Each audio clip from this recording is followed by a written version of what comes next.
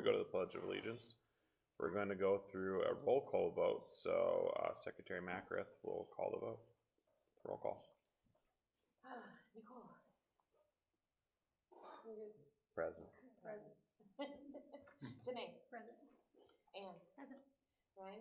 Present. Nathan. Present. Yeah. Sorry. Jason. Present. Chad. Present. Nicole. Here. And I'm here. All right.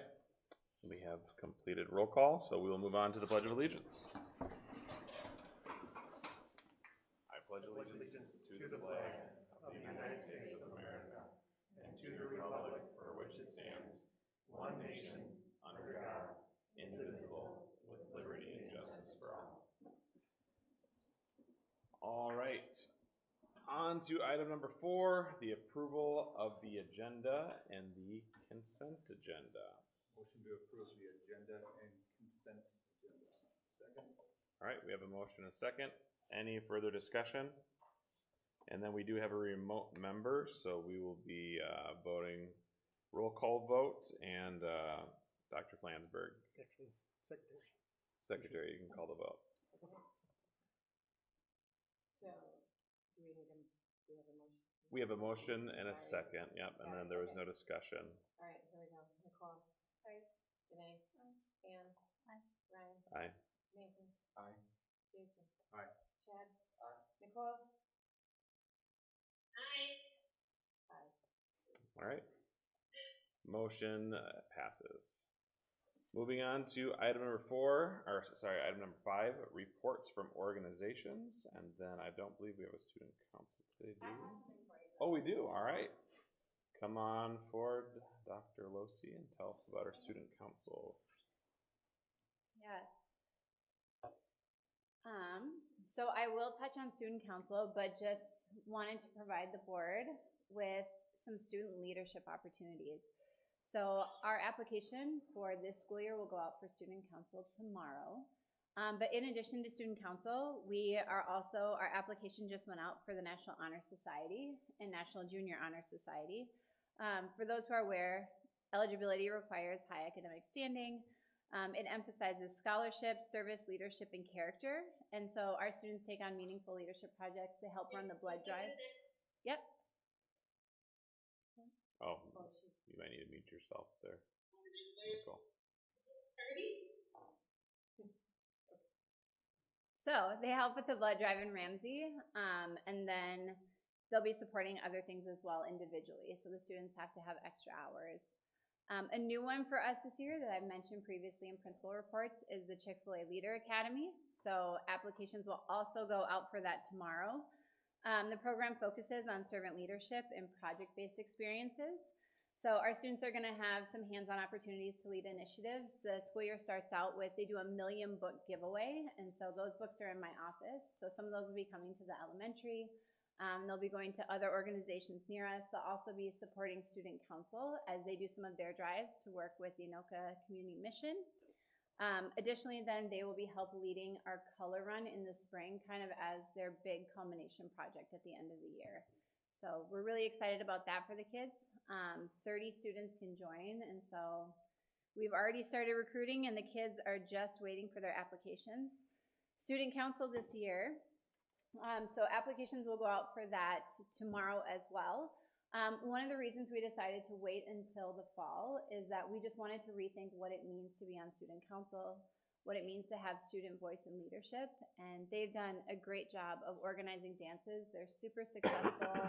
The kids love going, but student council can also be so much more. And so we've really been talking with our advisors about what that can look like. We talked to the kids about what could student leadership mean to you? What does it look like to have a voice? And so they were able to start a few things last year, but this year they're going to have a more prominent role.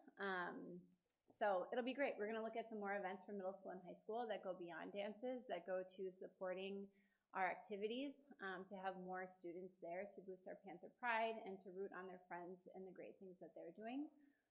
Also just to give them some choice in some of the things that are happening around campus as well. So to really make it more than an event planning committee, but to be really intentional about making it a leadership opportunity for them. And then finally, DECA. So we will have our informational meeting next week for DECA, and then applications go out after that. So in DECA, students explore leadership in the areas of business, marketing, and entrepreneurship. And so it is competitive, which makes sense. Mr. Tassi is leading it and loves a good competition. So we have a number of students who are really excited about that.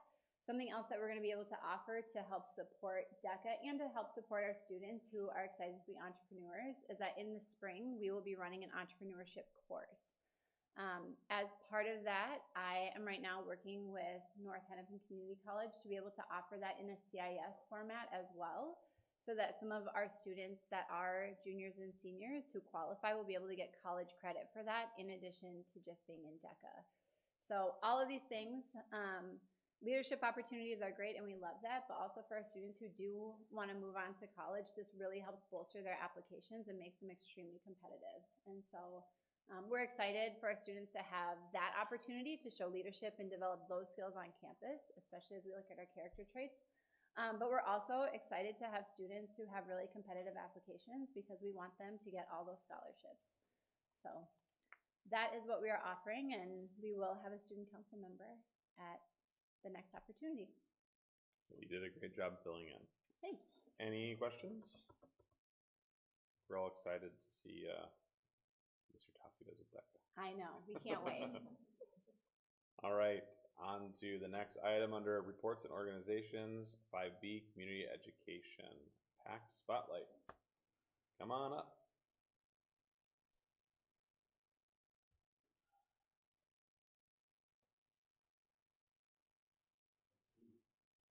How we doing? I've seen a lot of new faces. My name's Adam.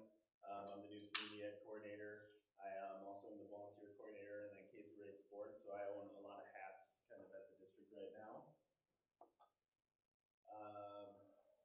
It's been pretty cool getting this up and running, as I know we all knew about Skyhawks and things of that nature, and kind of that disbanding, giving kids different opportunities outside of school, especially in the K through 5 is something that we really focused on.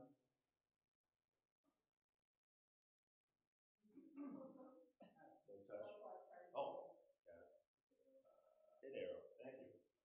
So kind of in the elementary, we split it up to 2 developmental ages. So we have K through 2. We have a little bit more clubs for K through 2. So we have an art club, an intro to sports club, storybook STEAM, which is kind of just a book club, but also some type of STEM and art project as well. And then we have a STEM club that's run by Dr. Terry. For elementary, we have a dance club that's also going to be turning into an opportunity to have a middle school dance team in the winter, an art club, and then as well as STEM club. So kind of going through what courses are to come and things that I need to get approved from you guys is from elementary, we have somebody that is interested in running a board club or chess club game. Game club, that's something that we've heard from parents is something that we really want to do, so that's something that I'm very excited to get going next quarter. As well as in the secondary, we're having a 10-week culinary club starting in September here shortly. So I got to get that check approved with you guys just to be able to get that going for Bernadette, sorry. We have the Science Olympiad, which is 6 through 12 as well, that we're really excited to get going. Kind of like Sean said, it's very good for college applications. We have a lot of interest in it, and Dr. Carey is running that. Kind of like Sean talked about DECA, and then a second semester art club. So those are kind of some things that are on the docket coming up. Some proposed costs that I need to get, let's say at least the first 2. I'm pretty sure Sean has probably gotten DECA approved. But the 2 that I need to get approved from you guys is the culinary club. So the reason why it's not $140, it's $200, is because it's a 10-week program. So before it's been 7 weeks, this is 10 weeks. They're going to be learning different kind of culinary options. They might learn different, cultural options as well. So Bernadette, we're getting her kind of different stuff that she needs for that course, like spoons, you know, forks, plates, all of those things. Then also the food items as well. And then Science Olympiad is, let's say, from September to April, and they have different competitions they go on. So we're proposing it's the same as robotics at $300. So for me, this is my first meeting. Do we need to stop and kind of propose those costs right now, or do we just keep going? Nope. Okay, No. sweet. You're just presenting. I'm new to this, so thank you. Great. We actually have somebody on the board who's our art club teacher. So that's Danae. Danae has 2 different art clubs, so K through 2 and 3 through 5. So if you notice, K through 2 has 24 students. She's capped. She's a rock star, and everybody wants to be in art club. But essentially, it is to dive into the world of painting. They experiment with a variety of supplies and tools while creating projects such as scrap art, tape, resist, and canvas artwork. Kind of the other one is 3 through 5, which is watercolor exploratory. There's 20 students, and essentially they use watercolors with watercolor pencils, markers, liquid watercolors, and palettes. So that's kind of what Danae does. Next up, we have a dance club. That's 3 through 5. It's also very popular with 20 students. That's run by a former student who graduated in 2022, who might also become our middle school dance coach.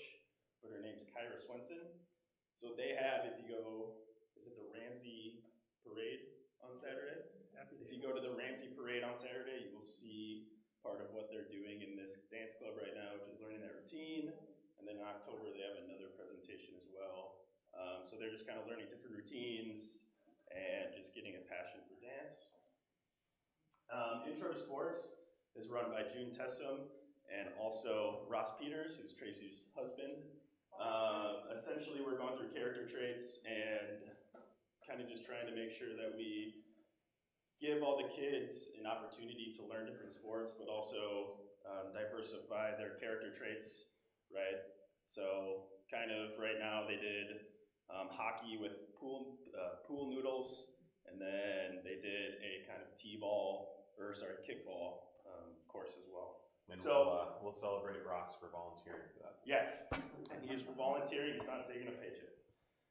Next one up is Storybook STEAM, which is run by Robin. There's 18 K through 2 students in it that are participating. So combining exciting books with songs, puppets, movements, activities, and STEAM concepts. She really is great with the kids. I went in there today and some kids were making bridges, some kids were making kind of different things with Legos and things of that nature, so it was really cool to see. They read a little bit and then they kind of do some STEAM as well. STEM Club, we have 11 K through 5 kids in this one. Fridays are a little different since there's only 4 school Fridays in Q1, but essentially Dr. Gary is going to be doing scientific demonstrations and then hands-on STEM projects with the kids. So I'm really excited for that. That starts tomorrow, so I've not been able to see kind of how that runs. But kind of some cool things. We have 6 out of the 10 community ed clubs that I tried to get going, and 6 of them out of 10 were able to get the minimum requirement of 11. We do have, not for every grade, but we do have an option for K through 5 pretty much every day of the week. So that was kind of a big thing that I was trying to get going right away. We have 103 students that are participating. Parents are very interested in this. They really want more things. If you guys have any things that you think would be good, please reach out to me. I'm very open to meeting with anybody and trying to get more stuff going for our kids. And then we really believe that this is really going to keep going and that this is just kind of the beginning of a very successful program. Any questions, Ms. Ostendorf? How do you advertise? We are kind of looking into that. If you kind of notice, our 3 through 5 groups were a little bit scarce. So what I'm trying to do is I'm going to meet with the 3 through 5 teachers, maybe the specialty teachers, as I know, we really want to get a music club going and see how we can market it kind of in the classroom. So trying to get teachers involved in getting it out, possibly getting it out to parents with the kids hearing from that, but also being at so I'll be at the back to school bash with tables as well. to kind of go over things, but really just being out in the community and just getting all those opportunities shown. And we will have flyers at the happy meeting. Awesome. Ms. Ossendorf. We have more online presence on our website, or any plans for using Parent Square? Yeah, so Christine has done an awesome job getting it going. She created a community ed section on our website. Is it like PACT/community ed? Elementary.pact.charter.org/community ed. Yep, so she just got that running, so if you do Or just go to the want website, to look look for at any the of button. those, go to the website, maybe type in or look at kind of all the panels. She's done an awesome job at getting that kind of on the internet side. And we sent email to Parent Square. Yes, Parent Square as well. We've tried to market it as much as possible, but we really would like to market it more and kind of get into schools, have kids see kind of the cool things we're doing. I was supposed to have pictures, but I totally forgot to take pictures of all the clubs, so that's my fault. But next board meeting, if you guys want some pictures, I definitely will have some pictures and different things that they're doing in those clubs. Any other questions or comments? Yep, go ahead, Mr. Lucas. I know this is your first year, and looking at students now, say 2, 3, 5 years, are you looking at expanding into what our parents could do with community education, or is the focus just on the students themselves? I would really like to get into parent stuff. I know when I first started, I really wanted to get a pickleball, league going, so things of that nature. But yes, we're just kind of right now focusing on the students, trying to get that groundwork going first. Like we just got the elementary going, we got more things at elementary, but now we're trying to focus on secondary and kind of getting those things going. Then when we get those things going, then kind of getting into the community base. Any other questions or comments? Tracy? I would just like to say Adam has done a phenomenal job of getting things going with a very short time frame. And a lot of boxes, you see very good. And one highlight, so June Tussin is a student here, and we love the fact that we are highlighting having secondary students coming over to elementary, which is the reason why Ross is volunteering, so we can make sure that we have an adult, 18 plus. But we would love to continue to expand this in future quarters. We talked about having the volleyball captains come and lead a league, essentially with a parent volunteer. Or even if coaches wanted to take, a week or two of intro to sports.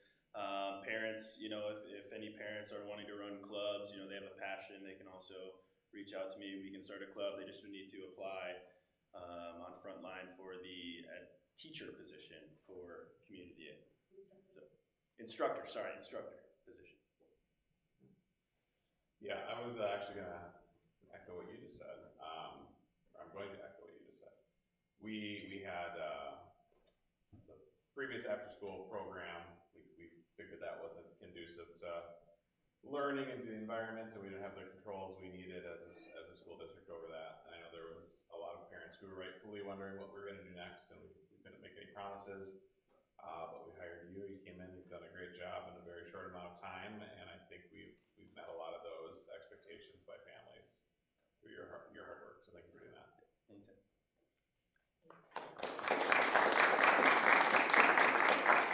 All right. Moving on to item number 6, recognitions and retirements. And today we have a great recognition, PACT Employee of the Month, Dr. Flansburgh. All right, Doris, if you wouldn't mind joining me up front.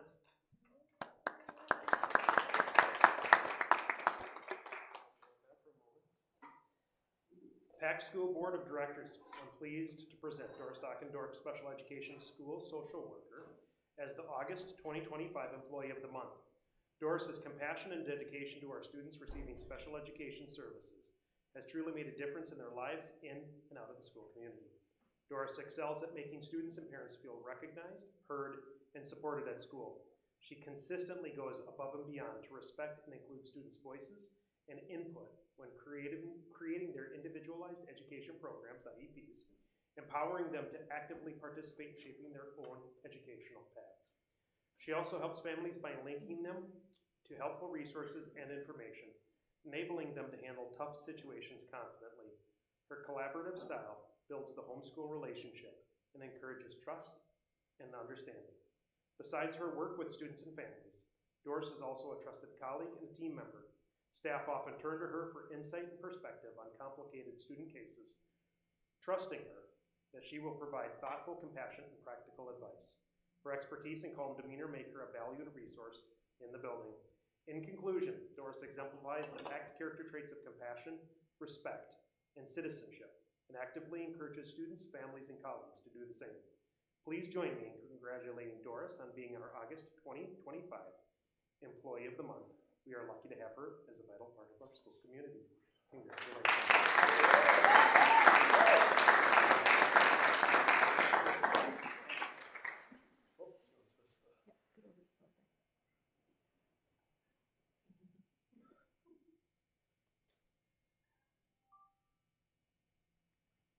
Thank you. Congratulations. Thank you so much for what you do. Thank you.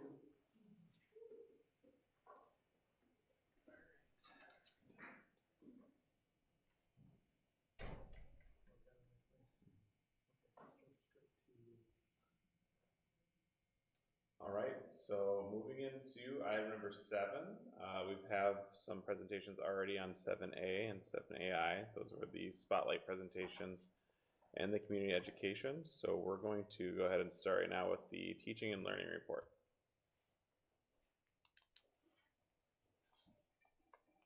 All right, well, thank you for your sustained attention this evening. I will try to share a brief update from teaching and learning. So in anticipation of the start of the school year, the Teaching and Learning Department has really devoted our time to collaborate, plan, and design both professional learning for our staff and our student experience here at PACT.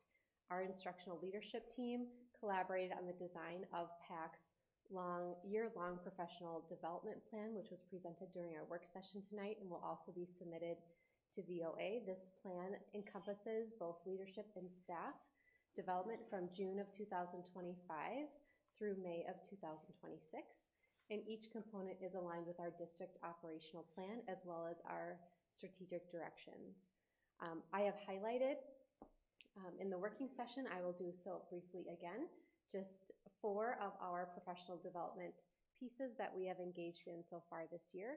The first being our learning and implementation of a system-wide support called the Minnesota Multi-Tiered Systems of Support, or MTSS. During workshop week, all staff learned about the history of MTSS, our current district-wide data profile, as well as how MTSS is implemented at PACT in order for us to build collective efficacy and promote more than a year's growth in a year's time for all of our students. Secondly, we are refining our professional practice as both leaders and teachers engage in learning about our 5D and 5D plus framework. Leaders are completing. We are 2 days into our 6 days of training between August 12th and August 22nd, and we will therefore provide staff training on October 24th. So this framework is really part of our culture in order to support growth within not only our administrative ranks, but also within our teachers as well. We want our administrative observations to promote that growth based on the feedback that's connected to the framework, as well as the opportunity to set and reflect goals pertaining to student learning.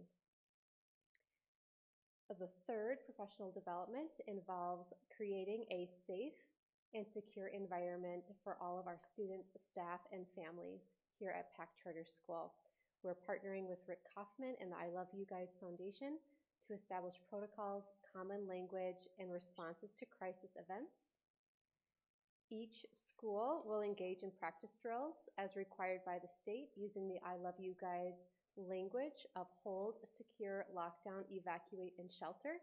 If you were at the elementary building today, you might have been part of an evacuation drill, the first of the year. In partnership with our first responders, we are going to continue to engage in learning how to effectively respond in a timely manner during crisis situations through tabletop exercises and reflections after each drill. Our leaders and staff have also engaged in the mandatory trainings that are required annually, which include Title IX, seizure, EpiPen, mandatory reporting, and bloodborne pathogens trainings.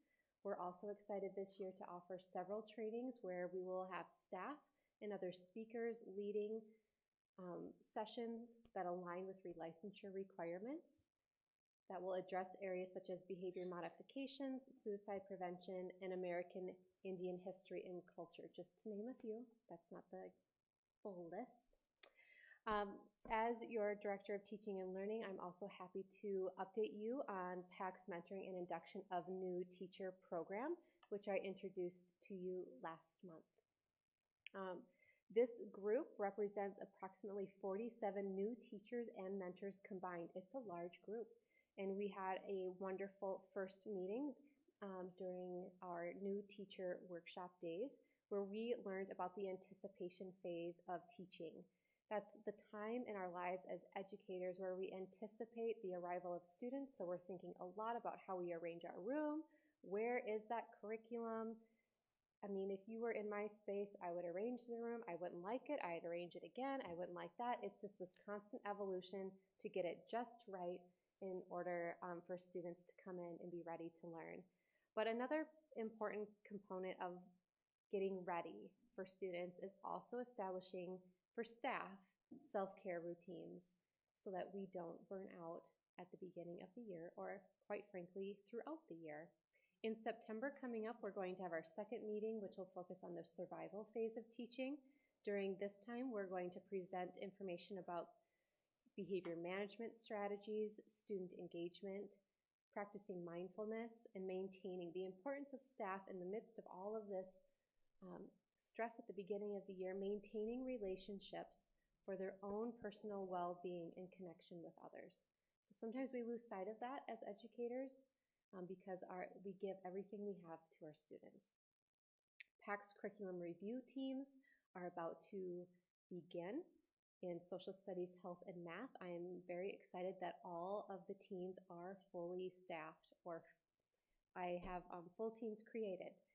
But I do commit to our board members' feedback in the working session to maintain that equal ratio of teacher to student involvement on these teams. So the social studies team will meet on Friday, September 12th, our next non-school Friday. Our health team will meet on the following Monday. The math team will not begin until December. So this initial phase will focus on establishing timelines, assigning roles and responsibilities, and beginning to look at some critical documents such as the updated state standards, as well as evaluating what are our best practices here at PACT. We also want to conduct a gap analysis so that we can identify our strengths, our weaknesses, and our opportunities as we go forth in looking at different curricular resources. So in the end, all of our work will help us to formulate a vision that is content specific, a set of beliefs that are particular to PACT and in line with PACT's mission and vision and strategic directions.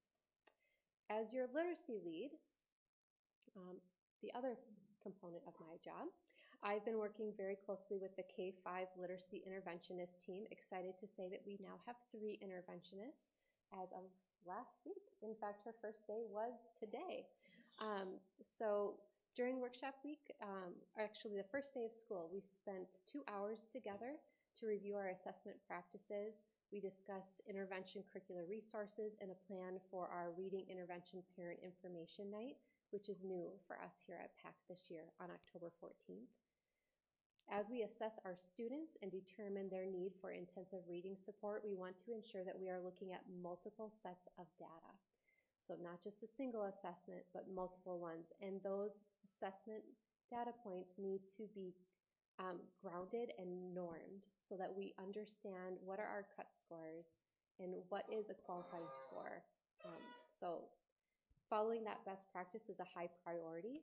We are also anticipating, and the board should know, we are anticipating MDE to announce in November a list of newly approved intervention curriculum that are research-based and aligned with the science of reading. So our interventionist team will be looking at what some of those resources are. We do have a need to adopt an intervention curriculum that's going to encompass all aspects of reading and literacy development. So please know that that conversation will continue in the future.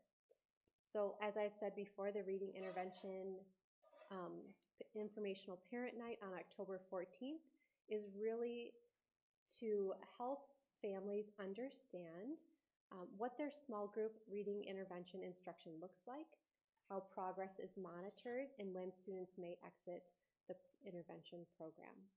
We're going to share tips on how you can support your child at home with their literacy development as well. And lastly, I've finally arrived. The READ Act requires that all Phase 1 educators, as defined by MDE, have completed the designated READ Act professional development training no later than July of 2026. So I am happy to report we have enrolled 13 staff members, which include new elementary teachers that deliver literacy instruction, as well as K-12 special education teachers who also provide literacy instruction in the core online language and literacy academy. This cohort of learning will begin November 3rd and has a projected completion date of April 10th of 2026, well ahead of the deadline established by MDE. So thank you. Thank you. Any questions on that? Nope. All right. Then was there the next one, year long staff? I'm not sure how much I need to repeat on this, other than this is our annual submission to VOA. And so although it doesn't, there is not a formal requirement of board approval, like I said before, we want you to understand and know what is being submitted, and I believe it is an action item on the board, so I'll leave it up to you if this is something that is approved for submission to VOA or not. Any further questions on that one? We looked at it at the working session. If not, I'd be looking for a motion. Motion to approve. Second. All right, we have a motion and a second. Any discussion? Hearing none. This would be a roll call vote, so we'll go back to doing a roll call vote. Nicole? Aye. Janae? Aye. Ann? Aye. Ryan? Aye. Nathan? Aye. Jason? Aye. Chad? Nicole? Aye. Aye. All right, the motion passes. Thank you so much for that presentation. It sure did. All right. Wow, that was fast. So fast. All right. We're having fun with our new software here. Yeah. All right. So exciting. So fast. Item number 8, administrative reports and recommendations. Starting out with the superintendent report. I kind of wish there was a motion needed so we could see that happen again. Yeah. We'll get another shot later on tonight. Well, thank you, Mr. Chair. I would like to draw your attention to a policy that we actually worked on last year quite substantially and updated for our operation of the Charter School Board, our governing rules and bylaws, policy 203. VOA, as part of their work, they actually created a bylaw review for us and noticed a couple of things that needed some updating within the policy to ensure that we are actually aligned with some state statutes. So I would like to highlight, I'm trying to find where my redlining is going through here. 1 second.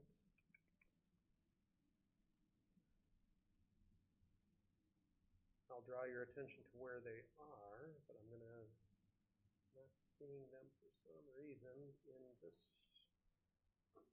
not showing up as red. So I will, 203. so it's policy 203. Go to page 2. Go to section 6, voting. So down at the bottom, and for some reason the updated, I'll tell you exactly what's going to be redlined out and changed. So the last sentence, the chief administrator, and it says, and chief financial officer, and chief financial officer needs to be stricken because only the chief administrator can be the ex officio non-voting member of the board. And I would also strike the board member of the board so that we're not repeating ourselves. So it's a strike through of and chief financial officer, which is not allowed. And then we would also strike the word board prior to member of the board. Moving down to Article 5, Board of Directors, Section 2, we need to add in, because we did update this last year with our procedures, but we need to define it. It'll say Section 2 number, comma, start of term. Start of term gets added in. Then it says structure, tenure, and then there's another comma, and term limits, which needs to be added in. So it would state, start of term in Section B, the start of any newly elected board member shall be July 1 after the election. That aligns with the state statute. As you recall, all board members are seated for the July meeting. We would then add a Section E, term limits, and it says there are no term limits on how many terms a board member may serve, and there are no term limits for how many terms a board member may serve as an officer of the board. And then the last component was qualifications, and this one we had talked about previously as well. The last sentence, it would say additional qualifications. A board member for PACT Charter School is excluded from serving on more than one charter school board at the same time in either an elected or ex officio capacity. So for instance, a lot of times if you are, you can't serve as a board member here and a community member at another charter school elsewhere. You can only serve on one charter board at a time. Those were all of the updates within, and I appreciate Rod from VOA pointing out some of those pieces. And once we update this, so the recommendation to the board would be to waive the second reading, approve the presentation of the governing rules and bylaws as presented. Any questions before we make a motion? I would just say when we make that motion, as Dr. Flansburgh said, make sure to say as presented to cover the items he articulated. So looking for a motion. Motion to approve and waive the second reading of operations of the charter school as presented. All right, we have a motion. Do we have a second? Second. All right. Any further discussion? Hearing none, we'll go back to a roll call vote. Nicole. Aye. Renee. Aye. Ann. Aye. Ryan. Aye. Nathan. Aye. Jason. Aye. Chad. Aye. Nicole. And I. All right, the motion is approved. There it goes so fast. All right, next item. This is, we're looking for a motion to approve Peter Maydall as new BFC member. Any context you'd like to give to this one? Thank you, Mr. Chair. Yes, this is to replace Ryan Lang, who was a BFC member and needed to step down. Ryan and his family decided to homeschool this year and is no longer serving on the BFC. And so Peter Maydall reached out and expressed interest when we posted it on our communications to the community for interested members. And I think it's important to note, Peter actually works with Ellers, which oversees a lot of school finance. He doesn't work with that directly, so there's not a conflict of interest, but he has background in finance and bonds. So knowing that he's got backgrounds in bonds experience, it could be a very good addition to the BFC team. So we would recommend Peter as the new BFC member. Any questions on that before we look for motion? Motion to approve Peter Maydall as a new BFC member. Second. All right, we got a motion second. Any discussion? Hearing none, roll call vote. Nicole. Aye. Renee. Ann. Aye. Ryan. Aye. Nathan. Aye. Jason. Aye. Chad. Aye. Nicole. Aye. And I. All right, the motion carries. Thank you. On to Human Resources and Operations Services. Ms. Peters.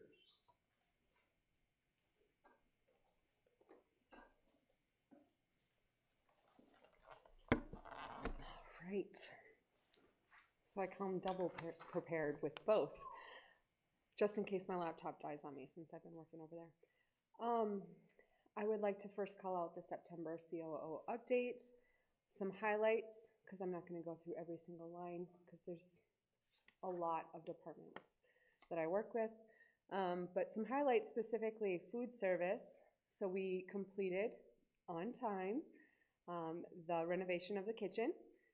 The goal is to have mid-year 2 lines going through food service so we can get kids through even faster, and ultimately shorten the food service lunch time frame next year. So I will be working with Dr. Bronson on that. As far as staffing goes, I said candidate interviews were conducted. However, they have started. The Delonda started yesterday, was her first day. So we are fully staffed in food service. Activities, as you can see, we've had lots of home openers and highlight Friday Night Lights tomorrow. We've hired C-team volleyball coaches, football coaches, which is why you see that in the memo tonight, and middle school activities. We hired 2 brand new volleyball coaches for middle school. Community education, you saw the presentation earlier tonight. It's off to a phenomenal start, and secondary clubs will begin mid-September. Information technology, I always laugh at these because the bullets are so short and so technical, but where it says installed and configured 2 Dell R760 enterprise servers, this is huge. It's also the reason why my office is very, very hot, but this is huge. These Dell servers can take on all of our needs, and basically we are now up to date. And I know Chu would have so much more technical language for you. Go ahead, Nate. Yes. Thank you, Mr. Chair. Just to be able to add in something that Tracy was sharing, this is, if you recall, when we found out last year that our servers were 7 years beyond their life and they were basically on life support. That's the replacement. If you recall, we originally were provided some bids that could be as high as $250,000 to replace them. They came in when we hired Chu at $60,000, and I think the question was how did that happen? And Chu, in his way, said, "Well, I just know people." And through his knowing of people, he really wanted these 2 servers, but he couldn't afford these 2 to stay in that $60,000 price range. And these servers came in, and when they were delivered, he called his friend up and said, "How did I get 2 Dells?" And he said, because that would be a significant price increase. And he said, "We've known each other so long, I just upgraded you complimentary." And so we have basically, it was like $150,000. Yeah, I mean, it could have doubled the price by itself just to go to that next level up. So we have 2 top-of-the-line internal servers now, and Chu looked at me, he said, "There isn't anything our servers can't handle right now." He's virtualized absolutely everything on the server. I know I'm probably taking your thunder, but he was so excited, and he made sure that I saw what he had installed and the background. And I just wanted to share with the team that not only did we get some really good servers, we got top of the line, and we got it for a mid-market price. So he basically got them at less than cost from his. And it took him next to nothing to install it, when originally the older servers that we were supposed to get, or the version down, he was expecting to take like 2 full days over a weekend. But because these were already updated with all of the correct updates, he's like, it took, a couple hours, essentially. And they're in your office. So operations is upstairs. Okay. And we all share a common area, which is great. Yeah. It's been very helpful for me working with all of my staff. And the server room is up there. Okay. So ultimately, you're going to hear from me in the future saying we really need to move the servers to the secondary campus where most of our activity actually occurs. Yeah. Right now, they are trying to take all of the information from the servers and push it over here, which is why internet is so slow here, where My internet's great, just saying, at elementary. And it's very hot because we found out that the server is actually being vented into the common space. So when you walk by and see our doors open, it is literally at least 10 degrees warmer in our space. I was going to say, they put up a lot of heat, so thank you for that's suffering for us. If you get really cold, just come on in. So that was amazing. Chu continues to, Chu and the whole technology team continue to just pull off all of these, what I would consider miracles, that we definitely did not have before. So I can't give them enough kudos. And as he said, server infrastructure is now fully updated with the latest security patches. He showed Dr. Flansburgh and I a live session of basically where cyber attacks are happening, like live throughout the world. And it was quite scary to see how many attacks are occurring, like every second. Yeah. So it's great to know that we are secure. Accounting and finance, ongoing collaboration between PACT and Bridget's team at EdFin. We are continuing to try to determine better processes to streamline payments. And I will say that something that we have implemented already is that we're paying bills every week, whereas before it was maybe 2 batches a month. I'm really going to keep the BFC members occupied and having to go through all of our payments because they review and approve batches during their meetings. Human resources, this is another one of those bullets that I really have to highlight. We welcomed 41 new staff, including teachers, paraprofessionals, substitute teachers, and coaches. This alone, like 41, is a huge number. And I have to share, we enter these staff and replicate the information manually in 9 different systems. 9 different systems. So onboarding 1 employee could take a day. And we have onboarded 41 new staff. We're not fully all the way through with frontline right now, and I'm working on rebuilding the entire frontline infrastructure because it easily breaks when we reorg. So earlier this week at Cabinet, I joked that with Dr. Flansburgh why it was taking so long, and he said, let's not reorg again. I'm like, I agree, let's not reorg again. Compliance training, it was shared earlier, but we have completed all of our compliance training for the year. It was great that we were actually able to have Title IX done by Kristen Camacho. She's a parent here, and she is an expert in the field, so it was a great opportunity to bring in a parent and have someone else speak rather than having staff hear me talk for hours. Mulch, I just have to give kudos to my facility staff, specifically Scott Arndt.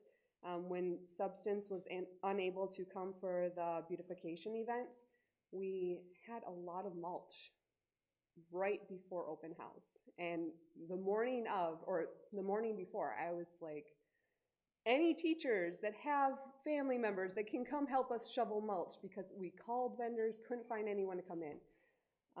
Scott called one of our vendors that we historically worked with, and they were like, we'll help you. We'll come out the next day. And they took care of it for us. It did cost us money, but it was great that we had that cleaned up before.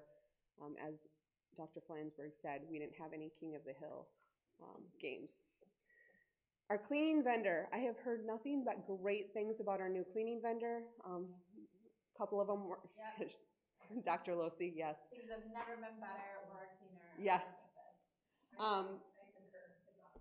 Yeah, in both locations. So I did find a way to continue to keep 2 of our staff, moved them over to the elementary campus. We did eliminate a full-time staff and a part-time staff member. However, the campuses, both campuses are much cleaner, and I've heard nothing but good things. Like, people are like, it's being dusted, where we didn't have time to dust before, or my floor is always clean, and before it was like maybe once a week. well, I'm glad that we are providing the level of service that we should be providing, and at a cost savings to the school. So all around, great. Transportation, we are continuing to work through the busing schedules. We have some kids on buses for longer than what we would like. I think the latest bus route was, Nate, correct me if I'm wrong, was it 501? So we really want to cut that down. The purple route, I'm sorry, if any of the families are riding on the purple route, that seems to be the route that we are struggling with the most, specifically with all the road construction that we have in around Ramsey. So that is my update. And then I have a number of items that need to be approved tonight. Any questions on that? All right. Getting a little better on the bus route though. 2 hours and 15 minutes at first. Yeah. That was the purple one. Most of ours are around not 4 hours. And most of our arrival times, like all of the buses are complete. Well, the 501 is the latest, but most of them are done by 4:20 and 4:30. All right. The next item up here is the coaching stipend. We did cover that during the working session. Was there any questions from the board or anything that, Ms. Peters, you want to mention on that one? Nope, just something to point out that this was not previously approved, so want to make sure that we have this approved, especially before tomorrow's game. Yep. And it gets everybody on the same page. Mm-hmm. It's a fair, equitable coaching salary for across the board. All right, so then we'd be looking for a motion. Motion to approve the requested stipends for the 2025 football season. Do we have a second? Second. All right, any further discussion? Hearing none, roll call vote. Nicole. Aye. Renee. Aye.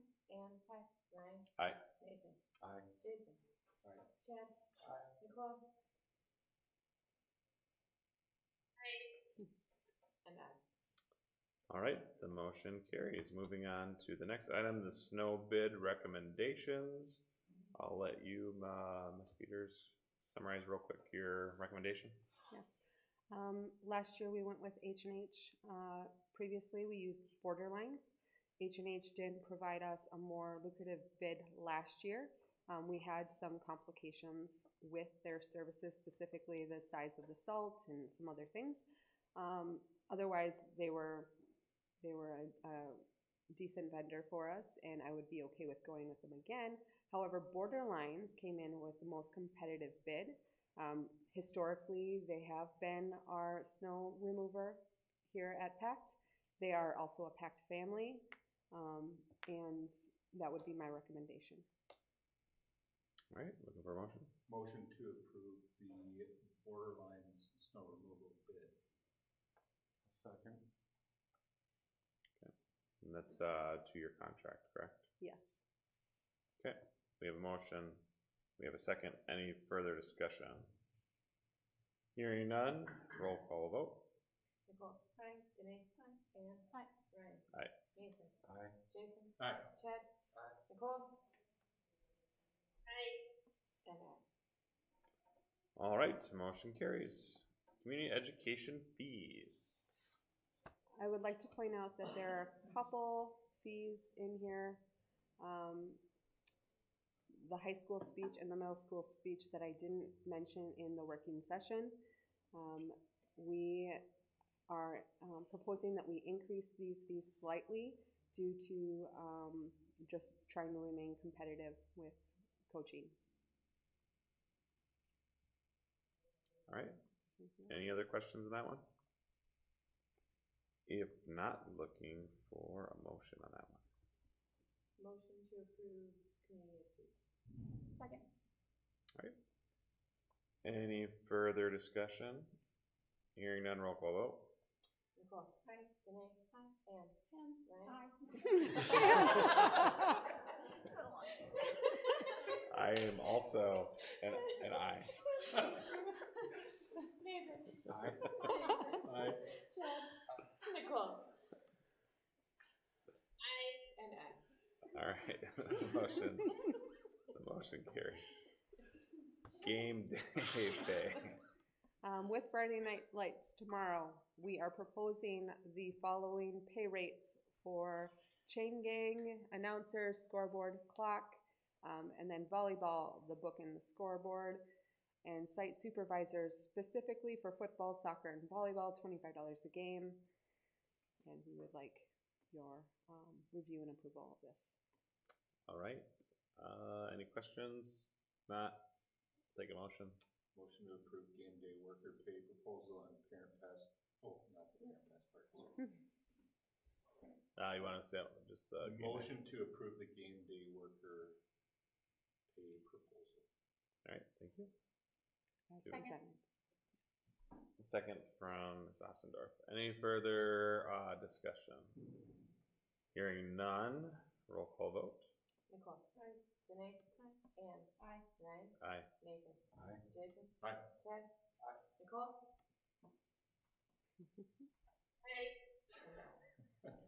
All right, the motion passes. Moving on to item number 9, special services report.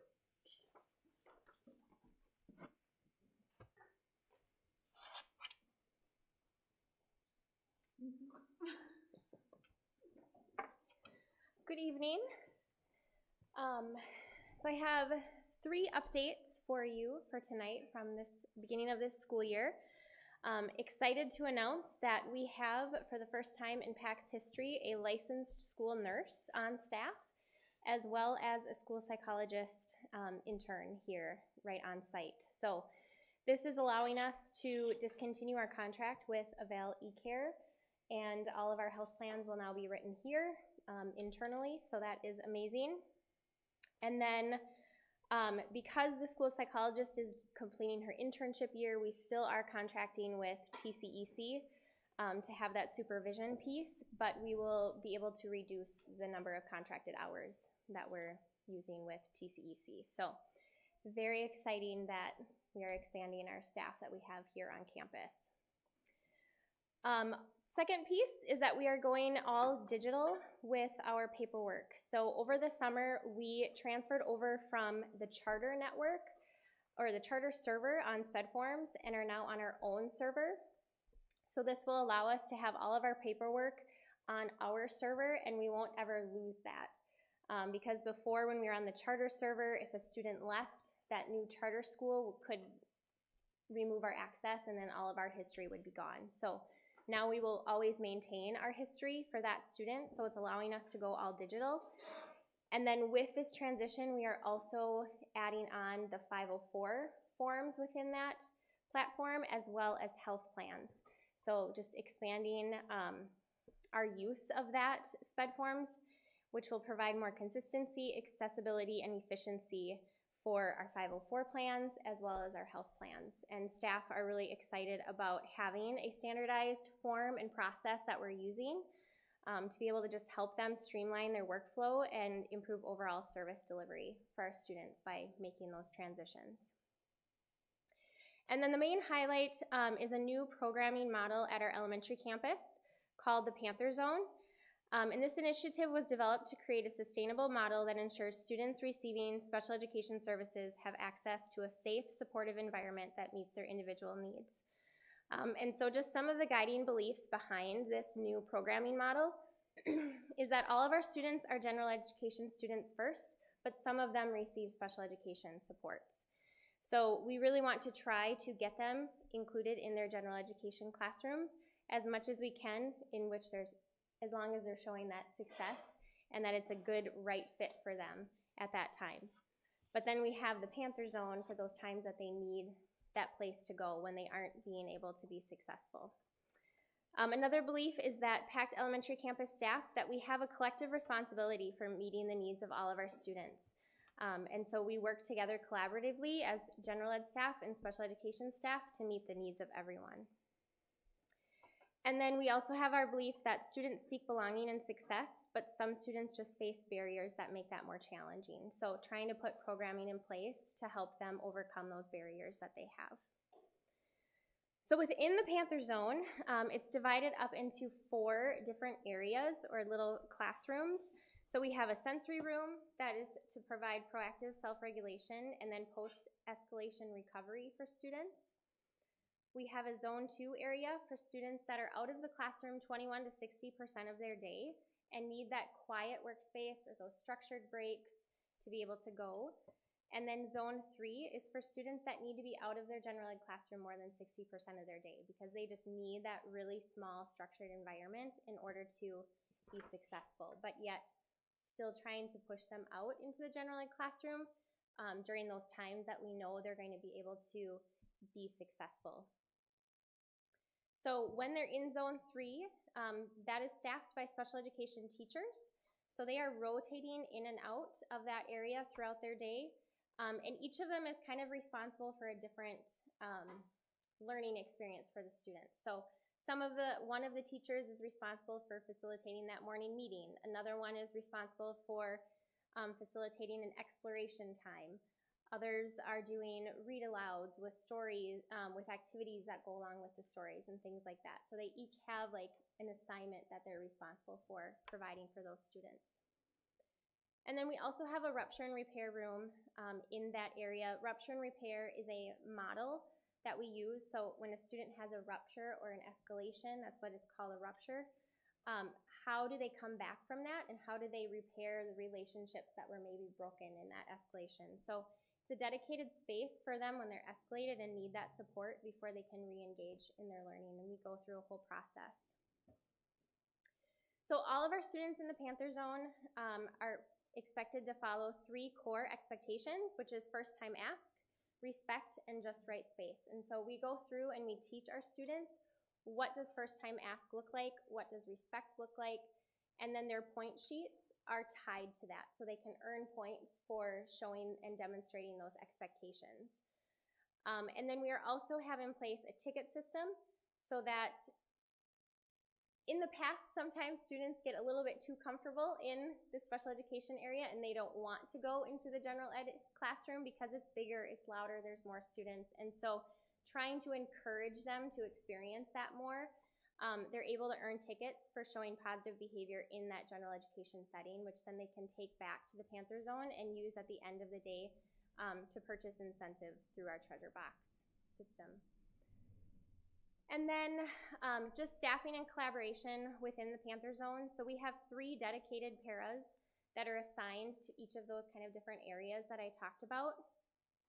And they work closely with general ed teachers and the special ed paras that are in the general ed classrooms to ensure that students are in the environment where they can learn best and also maintain that positive and inclusive environment in the general education classroom. So those 3 paras that are in the Panther Zone, they're on their walkies, they're going all over the place, they're transitioning students in and out, and they're managing a lot of different moving pieces, and they are a very valuable part of making this system work.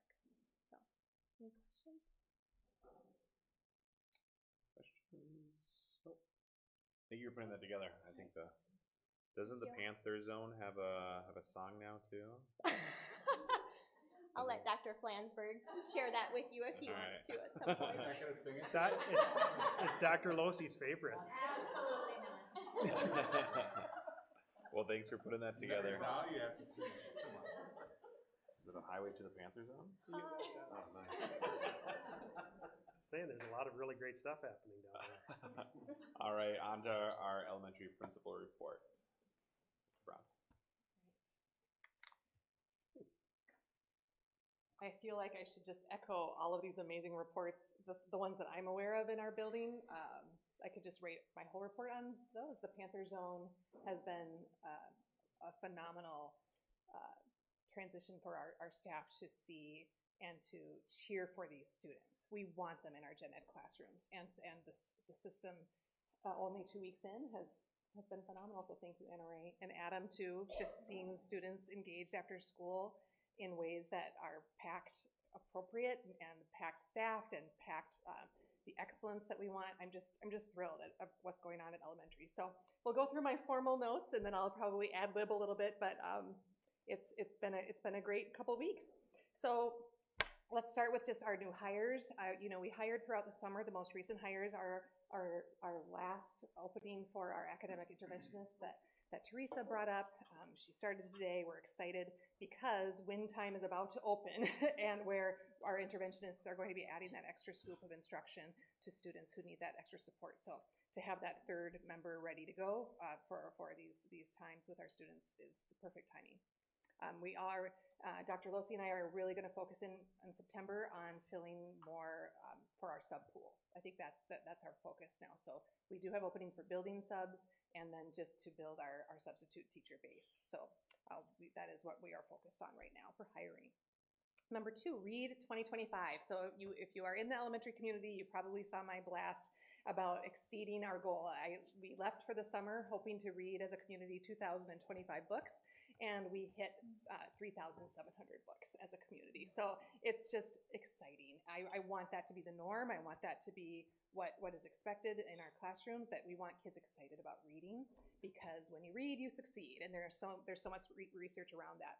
So we are going to we're planning a reading celebration day. We're going to go to the Draw Amphitheater with our buddy classrooms, older grades and younger grades, and have some time where they read together, and then also do some community building games and things like that to celebrate. So pretty fun.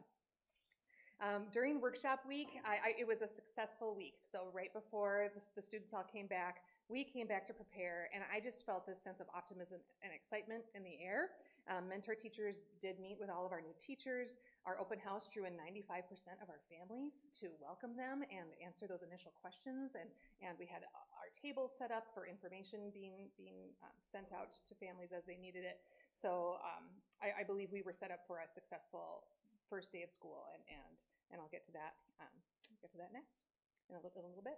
But before that, I just want to always give a shout out to PTO for all that they do for our elementary and PACT as a whole. But the free t-shirts that they gave to our kindergartners is such a great way to welcome them in and build their Panther pride from the beginning. And so I want to thank them for those free t-shirts for kindergartners. They also provided Ready to Roar t-shirts for all of our staff that we all wore on our first day of school. And you already have heard me talk about the acronym ROAR. I won't go off on that again, but I do feel that it's really important to keep that energy and momentum going all year long. We're excited right now, but in a couple weeks we're going to be a little more tired. And how do we keep that momentum going? So that's something I'm focusing on. So the first week of school, I would say it was a complete success. Here we are finishing the second week already. But I believe from what I've seen, and I've tried to be out in a lot of classrooms and in the halls and the cafeteria, and I'm just seeing a lot of joy, a lot of relationships being built, a lot of organization. Teachers are building routines and norms right now, and already the students are accepting them and growing and learning from them. I think the Panther Zone that you just heard about, the initiation of calm corners in our classrooms. We are having students who get dysregulated have a spot in the classroom so they don't need to exit the room. And I think that's really helped. So the calm corners in the classrooms are great.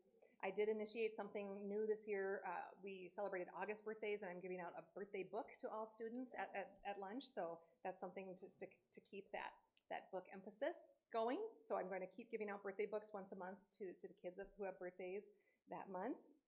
I've mentioned a book that I gave staff called The Book Whisperer, and I've already seen some staff completely transform their classrooms to look like little libraries, they have little reading nooks, and the opportunity to drop everything and read, which is an acronym, or you might hear it's DEAR time, so it's drop everything and read, but opportunities for kids to be reading, and it's happening. So I think we're moving in a great way that way. I will just note that we just got some data from when you think about the hum of the school right now, I would say it's in a really positive direction, and we have the data to support it. So one of the reports we needed to submit to the state is our ADSIS report, and we had a goal last year for students who received behavioral intervention services during Q1, so in the fall of last year, we wanted to decrease that number by Q3 by 25%. So we went in and we looked at our behavior incident reports, and we found out that not only did we decrease that number by 25%, I'll give you the actual numbers. There were 100. So in Q4 of last year, there were 104 incidents reported for 13 kids receiving behavior interventions in Q1. Quarter 3, 19 incidents. So 104 incidents to 19, and that for those same 13 kids. That's a decrease of 82%. So yes, we met our 25% goal, and we're already really excited about what's happening this year as well with behaviors. I know, awesome. Good one. Everyone's working hard. It's that philosophy of all kids are our kids, and we're really trying to buy into that and believe it. For just an update on assessments, a lot of our classrooms are finishing up their fall FastBridge work. There's still a little bit of testing still going on, but already the data collection is being analyzed by teachers, and we've talked a lot about flexible grouping that's happening this year. I was just in 5th grade's meeting today, and they are all in on where are kids at, where should we be, how can we meet them, how can we meet their needs, what type of flexible grouping does this child need in this child. So we're ready to start that work, some grade levels even next week, to start and using data as our base. And then of course, as we get to know kids, what shifts do we need to make, making sure that we can meet kids, not just teaching to the middle, but teaching kids at the level of instruction that they need. So I'm really excited about that. And Teresa did mention elementary, we do want to celebrate our MCA scores. So Star Tribune published an article last week and basically as a state, Minnesota scores at the MCA for MCAs stayed pretty flat. They were 50% proficiency for reading and 45% proficiency for math. At the elementary level, for math, we went in 2023-2024, we were at 50% proficiency. We jumped last year to 57%, so we did not stay flat. In reading, we were at 49% in 23-24, and we went up to 51. So I'm really proud of these data points. I can see the work happening. I can see the students working hard, and I want to celebrate that publicly today. So I'm really proud of our team. And then just something fun, I have visited every single kindergarten class and gotten to read a book with those students. And tomorrow I'm actually visiting all the 4th grade classrooms, and I'm reading a book to them. I love that kids, even as they get older, they still want to be read to, and we take advantage of that. So I love being a visible leader. That's something that I really want to continue to grow in as a leader, and be around the school supporting our teachers in their continuous improvement and see our students experience the joy of learning every day. So that's my report for you. Any questions? Questions? No? Awesome report. Thank you. Yep. All right, secondary principal report. Dr. Losu. Good evening. So the first point in my report, it was on workshop week and professional development, and so Ms. Wyden already went through most of that. I do want to say an important part, though, is really a kudos to the teaching and learning team. I think our staff was really excited to see their staff development plan for the entire year, to just kind of have a roadmap of where we're going. So yeah, I don't want to double down on all of those things, but it was a really good workshop week. I really appreciated that as a team built the week. We wanted to prioritize time for teachers to be in their classrooms, and so that's something we'd like to continue next year and moving forward. 6th grade orientation was really fun. Shout out to elementary. We love our incoming 6th graders.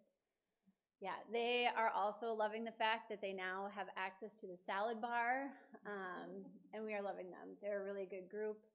They're super peaceful in the lunchroom. Yeah, they're just figuring out all the systems here, and they still seem really, really small, which will probably remain that way until the spring. But we had a great time with them at orientation.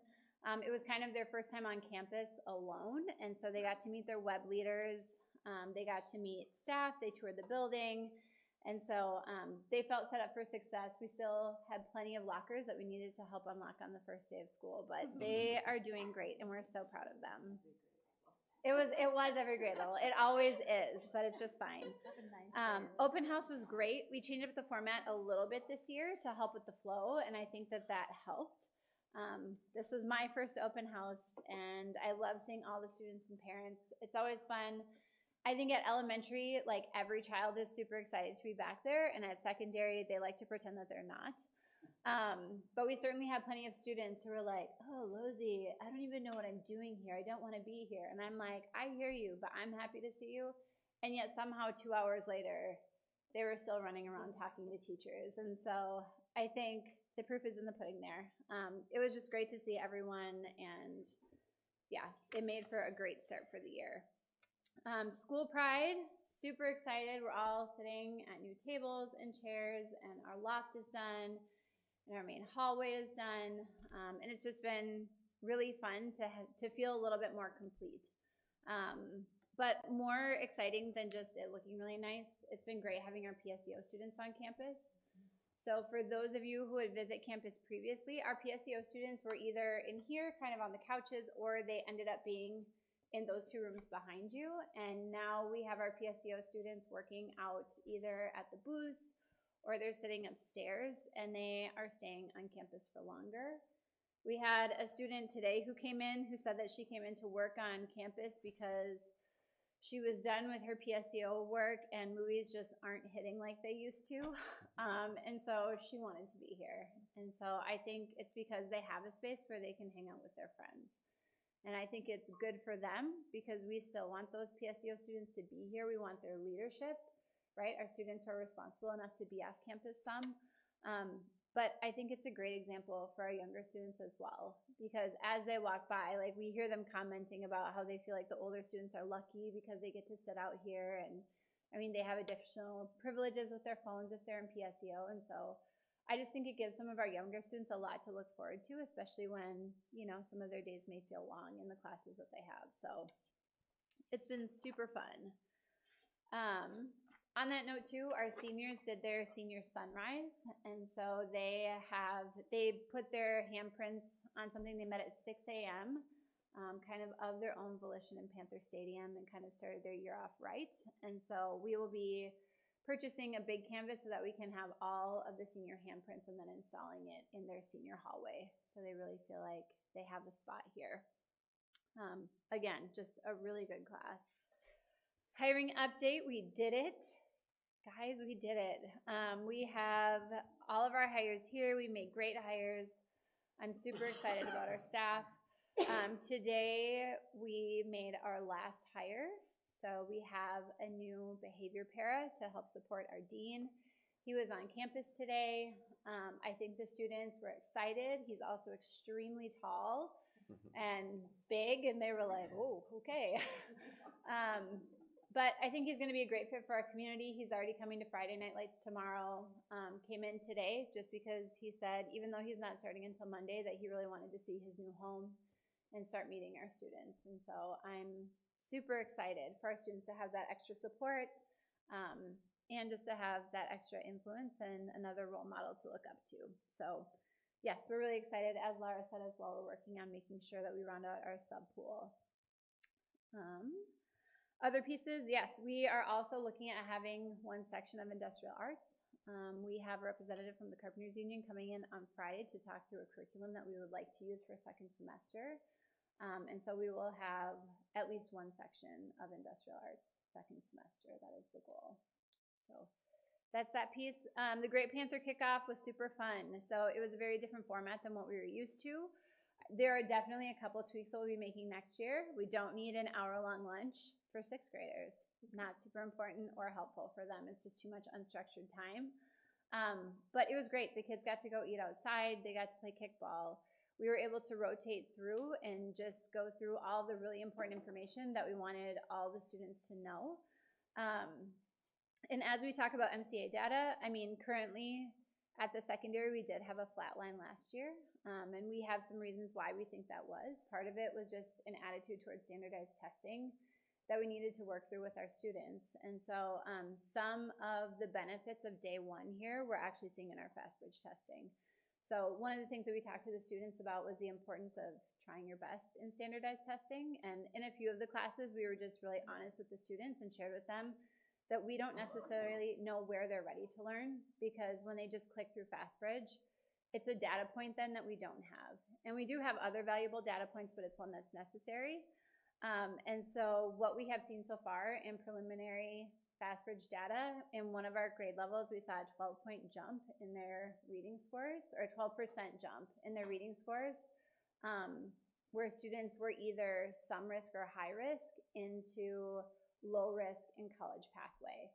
And so it feels really good at this point to know that, and there are still some kids that we're going to chase down to make sure that they do their best, but to feel like we have numbers that are valid so that we know where we're growing from. And so that gets me excited as we think about MCAs next year. It was interesting hearing student feedback, especially our freshmen. So one of the stations that students went to was to meet with the counselors, because there are different things at grade level that are important to students that they need to focus on. And so we've had several students who are like, listen, I'm in 9th grade and I am like locked in this year. It really matters to me. I'm trying super hard. I have a study group on Fridays, like we're gonna do it. And I'm like, yes, you are. And so we want them to stay excited, but I think for me, what is exciting is that they're kind of hitting the major things that we were really hoping that they would take away from day one. And so we're just hoping to continue with that momentum for them as they go throughout the year.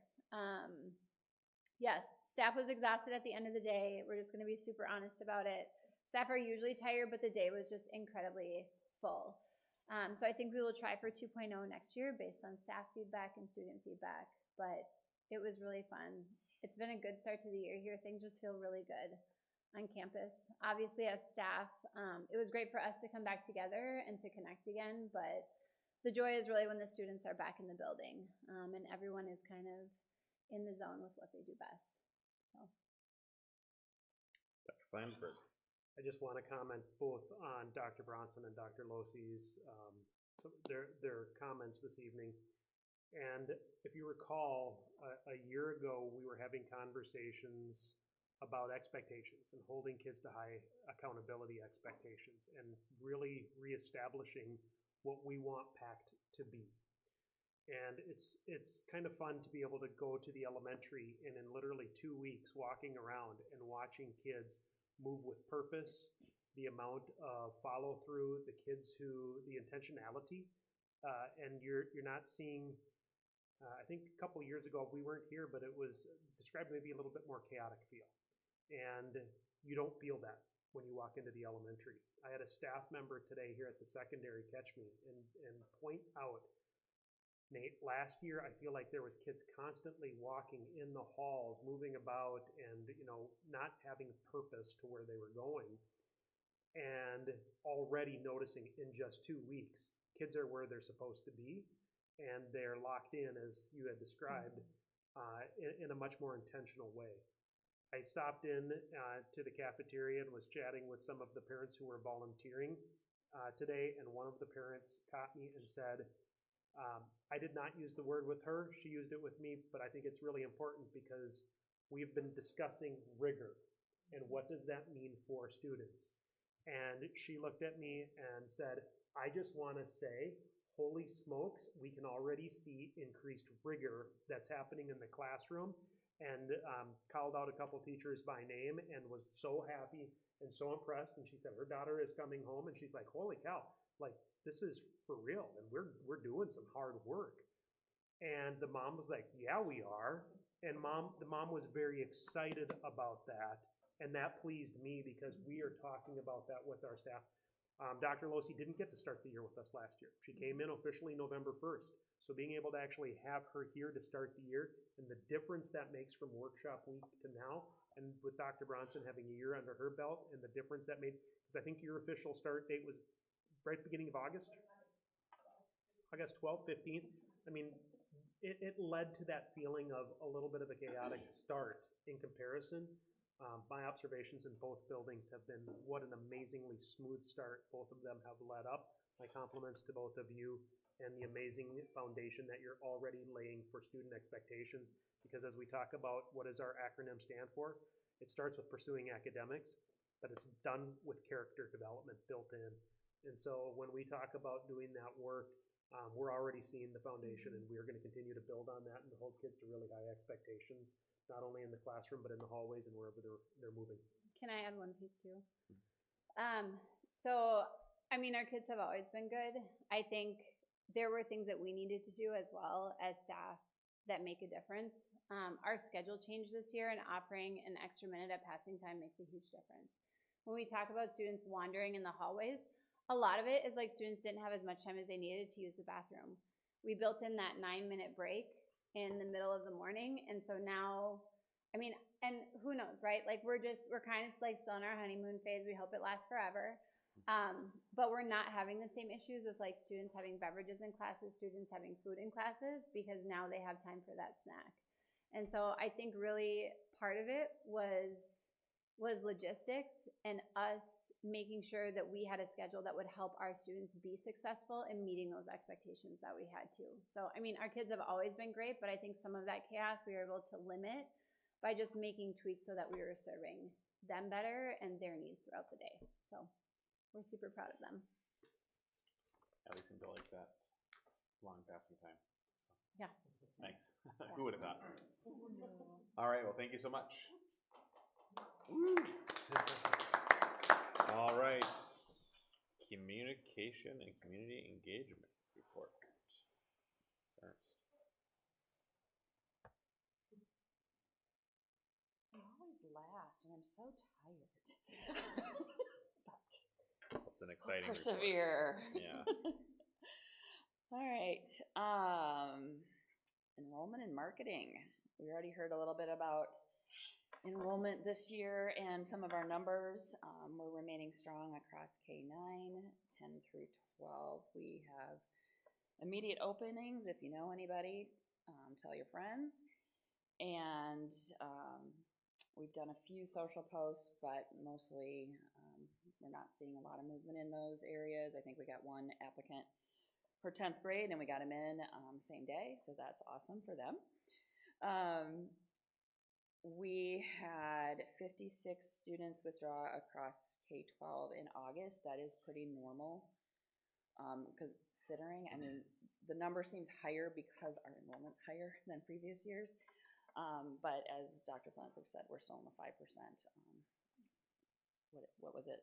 Attrition retention is about 95% of students from last year. Yeah, so it's not anything that is concerning. Our waitlist numbers, well, in the report, my report, they're from August 28th. They're about the same because we get someone in and then we also still have people signing up to be here. So they have remained pretty solid. The 26-27 enrollment lottery opened on Monday, and we've done a social post, and about an hour ago an email went out, and as of right now, 219 on our wait list for next year, with 128 spots available.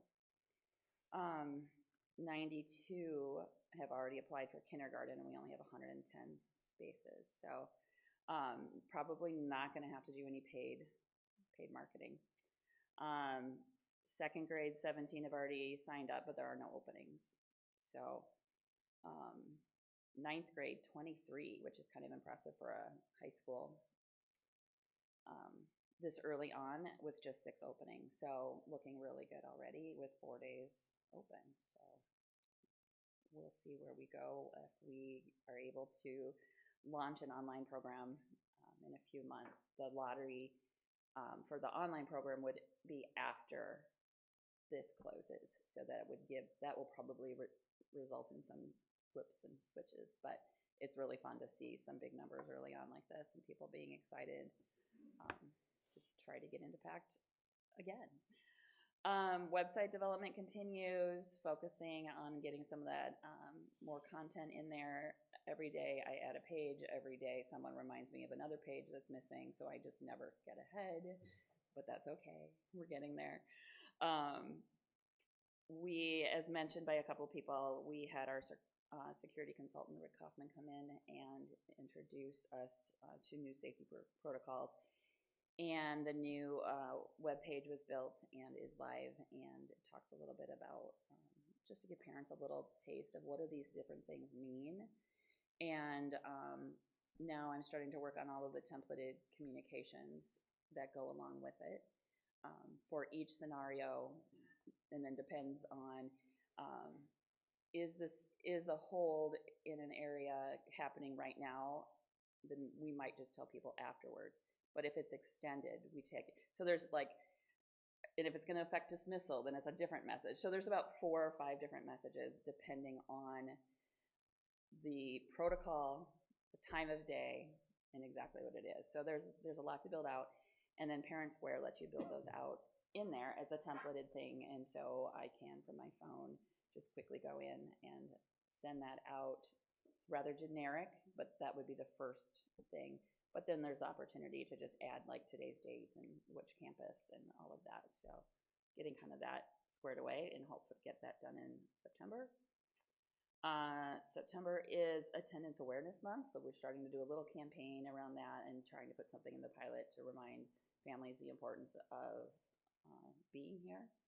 It aligns with rigor, it aligns with being part of our community and feeling part of it, and so we just want to know, we want families and kids to know that we really want them here, and then it's really important because, especially at the high school level, 10 courses, 10 class periods missed, is it? You have to appeal to pass that class. I think it's proactive, but based on how many you missed, unless it was a medical condition or. Yep. So, I mean, these are really important things, and we always have some kids that get some seniors that are like, what do you mean I'm not graduating? Well, you missed too many classes. So getting ahead and getting some of that education out there a little early is kind of what we're doing in September. What else could I share? Working with the different staff and coaches on getting more comfortable with Parent Square, the communication platform. Thank you for buying that for me. It's been super fun, and the staff really enjoy it once they try it. There's some that are just like, well, I don't know, I don't understand it. Well, the minute they learn it, they're like, okay, now I really like it. And so I think it's been a really good introduction. I met with one group today and showed them, it was kind of my first chance. They've used it, but they didn't know how to do some of the more bells and whistles, and we talked a little bit through that. And one of the people in the group was like, well, what is this like group conversation messenger? And I'm like, well, that is like a group chat. So if you don't like group chats on your text messages, you don't do that. Well, she decided to try it and sent it to like all of her classes. Within 30 seconds, like 20 kids had already been like, I got it. She's like, turn it off. I'm like, no, like I told you, don't do that. So then I got to show her how to set her office hours. So she's not getting those all night. So just some fun things like that, where it actually is building that engagement, that sometimes someone just has a quick question, or a student can talk to their teachers. And so I think it's been a really good thing. During the first day of the Panther kickoff over at secondary, our secondary students were introduced to Student Square, which is Parent Square, but cooler, I guess. And so as of now, we have 54% of our students have actually registered and are actively using it. And they will always receive the emails no matter what. They don't have to have I know some kids don't have phones, they're not going to be able to download the app, but they can still receive all of the email announcements on their Chromebooks. But those that do have the app can have that instead of text messaging. And so it's really, it gives the opportunity for teachers or coaches to stay in touch without sharing their personal information. If I'm a coach and I need to get a hold of my players, I'm not sharing my cell phone with them. They're messaging through this, and the teacher doesn't have the kids' cell phones either. They cannot see that information. So it's been I think it's really great, and I think it's really critical to use. Parent engagement in Parent Square, we have 100% of district-wide contactability, which is something that Parent Square said in the early trainings that I did. In your first year, try to get 75%, and we are already at 100%, which means we have a way to reach every single parent. We have at least an email, a cell phone number, or something, and so, and as of now, about half of the parents have actually downloaded the app, which they don't have to do, but that gives them that extra. They can just set it up with notifications. They can turn off the cell phone text messages if they want. I can still push out an emergency communication if I need to their cell phone. But I think that's a really big number. 98% of parents opted into text messaging, which is amazing for our security protocols. What else? What else is fun? We'll be at Ramsey Days on Happy Days. Ramsey Days? Happy Days. Ramsey Happy Days. There you go. See, I get it eventually. That is on Saturday, and we have a tent this year. And so we'll just be out there to talk to different families and just to be present. And we have a brochure to share if they're interested. And it's a great time because our enrollment is open right now. So if you're going to be there, stop by our tent. The Pantherettes are also performing in the parade, and they have a really nice selection of girls that went out for, I think there's even a boy, that went out this year, as well as I think the elementary dance club is also going to be marching with them. So super fun. It's a great community event. Ramsey begged us for our band, but we're not there yet, but maybe next year we will be able to represent with our band. They love having bands, and that's kind of a big thing with the parade. So hopefully that's for next year. And finally, Back to School Bash is next Friday night here at Central Park. That is on the 12th. Starts at 4 o'clock, and that's run by our PTO and our booster club. And so come out, support that. It's a fun family event. Students, staff, families, inflatables, food trucks, all the good kind of fun stuff. And it's just right here. You can park here at the campus, park over at Central Park. They probably let you park at the church. So stop by, come see the kids, get involved. Questions? Any questions? No, thank you. Yep. Great updates. Mr. Chair. Yes, Dr. Flansburgh. One thing, I know Tracy had intended to add it into her information, and we just wanted to be able to add it in because we talked about the community education presentation this evening. And if you recall, when we built the budget, we assumed a year one loss. And right now, as it's been current for community education, a year one loss for community education as we launched it and got it up and going. We weren't sure what that loss would be. We were making some estimations, but normally when you pilot something and are getting it going, you're trying to be able to establish it. Based on just the first 2 weeks plans and already the interest from families, if we were to continue with what the quarter one experience has been for the other 3 quarters, it will either break even or make a profit. By including next summer, because we're going to be offering summer classes, summer activities. So it's already it's on track if we can maintain the momentum by the end of this year to already be hopefully in the black and profitable ahead of time. So we're very, very, very happy. And one of the things, again, Adam talked about this, when we did the pricing and we actually used our prior after-school care costs as a framework for figuring out the pricing, it's actually cheaper on an hourly basis for parents to enroll their kids in our activities with our staff members than it would have been had they done the daycare option at the elementary. So it's a cost savings to families. It's a win-win-win all the way around. So we're very excited. Awesome. It's a great update. All right, on to item number 9, other board action. I have nothing for board chair report. Do we have anything from any other board members? Seeing none, we'll move to our last item, adjournment. Looking for Motion to approve. a motion to adjourn. We have a motion by... Oh, motion to adjourn, I'm sorry. Motion by Mr. Bush. Who seconded? All right, any further discussion? Should we draw this out? Okay, roll call vote, please. Nicole. Aye. Danae. Aye. Ann. Aye. Ryan. Aye. Nathan. Aye. Jason. Aye. Ted. Aye. Nicole. And I. All right, we are adjourned.